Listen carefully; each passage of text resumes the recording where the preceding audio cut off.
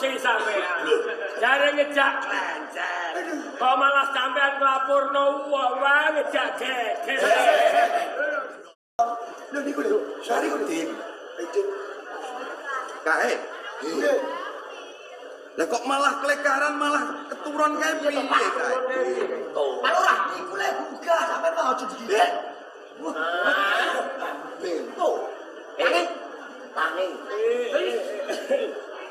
Wangsul, Pak. Wangsul. Apa anak wangsul? Yun. Ditimbali kanjenge ati Pati. Ditimbali ya. Coba-coba. Kula tak majeng mriku, Pak. Coba-coba. Kula sampean ngejak wangsul. Balik. Enten no, kok kanjenge kok nimbali kalih kula. Ana perkara. Nggih. Perkara sambung kelawan pepati. Saka ature Petinggi Miyono, kowe kuwi ndek perkarane ora liya kowe mateni wong sing aran Branjung ya apa ora? Sing sanjan sinten? Petinggi Miyono. Lho kok ngapusi sampean. Jare ngejak lencer. Kok malah sampean nglapurno wong wae ngejak geger.